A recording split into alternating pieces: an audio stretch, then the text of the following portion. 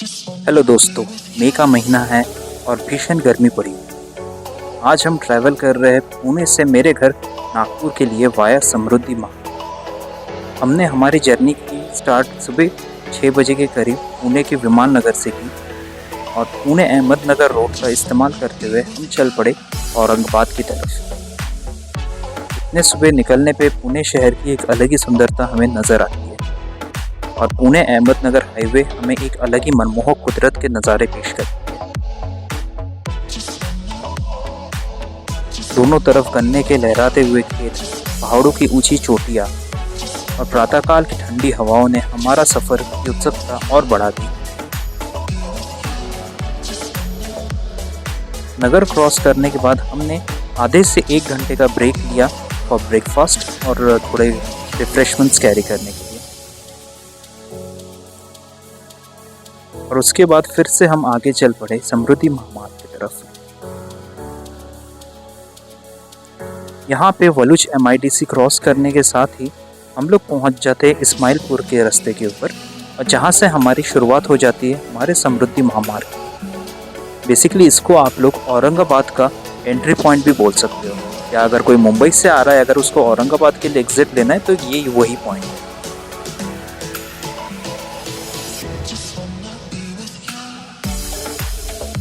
इस महामार्ग के ऊपर अगर देखा जाए तो हम लोगों ने कुल मिला के, अगर मैं पूरे जर्नी की बात करूं, हम लोगों ने 3000 के करीब टोल चार्जेस पे किए हुए हैं। उसमें से 2265 रुपये के करीब हम लोगों ने इस महामार्ग के लिए पे किया हुआ है।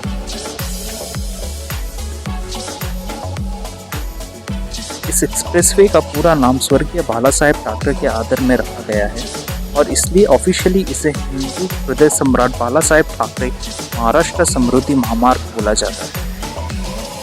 701 किलोमीटर का ये पूरा डिस्टेंस कवर करता है यह महामार्ग, और महाराष्ट्र के राजधानी और उपराजधानी जो कि मुंबई और नागपुर, इन दोनों शहरों को जोड़ता है।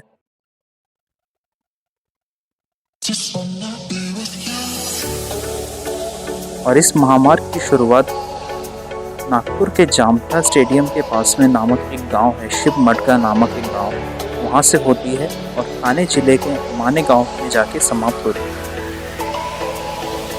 यह महामार्ग 10 जिलों से सीधे तौर पे गुजरती है, जो कि है नागपुर, वर्धा, अमरावती, वाशिम, बुल्ढाना, जालना, औरंगाबाद, अहमदनगर, नासिक और ठाणे होते हुए ये मुंबई में प्रवेश करती है। वैसे तो दोस्तों आप लोगों को अभी फिलहाल इस महामार्ग में ज़्यादा कुछ नहीं मिलेगा, बट आगे चल के महाराष्ट्र गवर्नमेंट ने MSRDC को यहाँ पे न्यू टाउनशिप्स डेवलप करने का प्लानिंग दिया हुआ है। एक बार जब वो कार्यक्रम स्टार्ट हो जाएगा तो यहाँ पे काफ़ी चहल पहल रहेगी, मुझे लगता है इस महामार्ग पे। इस महामार्ग में जब आप औरंगाबाद वाला एग्जिट पकड़ते हो या औरंगाबाद वाला एंट्री पकड़ते हो, आपको हर 20 से 25 किलोमीटर में आप लोगों को पेट्रोल पंप की सुविधाएं मिल जाएगी।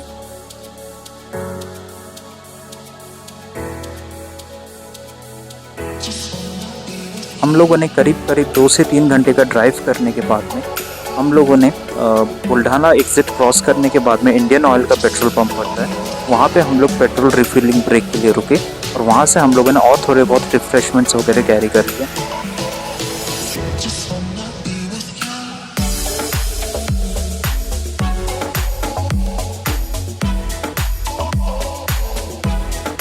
हम में से कई लोगों ने सुना होगा इस महामार्ग के एक्सीडेंट्स के बारे में, और मैंने भी इसको वास्तविकता में इस महामार्ग की यात्रा के दौरान एहसास किया।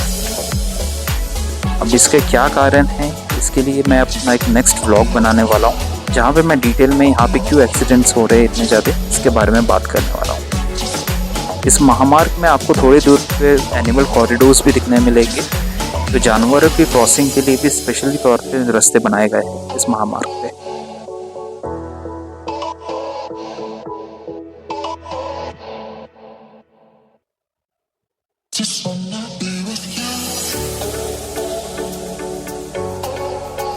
फाइनल शाम को 4 बजे के करीब हम लोग पहुंच चुके थे नागपुर। पहुंचने के लिए आप चाहो तो अमरावती वाला एग्जिट भी ले सकते हो, कोंढाली वाला भी एग्जिट ले सकते हो, बट हम लोगों को लेना था वर्धा के बाद वाला एग्जिट। तो बेसिकली जो नागपुर का एग्जिट पॉइंट है या महामार्ग का जो लास्ट पॉइंट है वो है नागपुर। हमने वहाँ से एग्जिट किया क्योंकि हम लोगों को जाना था हिंगना की तरफ। और ये है नागपुर का एंट्री पॉइंट। देखिए कितना सुंदर बनाया गया है इस पॉइंट को। अगर आपको ये व्लॉग अच्छे लगे तो प्लीज़ लाइक और सब्सक्राइब कीजिए, और कमेंट करके अगर आप लोगों को कुछ भी क्वेश्चंस रहे आप तो प्लीज़ कमेंट करके हमें बताइए। मिलते हैं आप लोगों को नेक्स्ट व्लॉग में, और ट्राई करता हूँ कि मैं कवर करूँ कि जब मैं रिटर्न जाऊँ पुणे उस व्लॉग को भी यहाँ पे कवर करने का मैं ट्राई करूँ।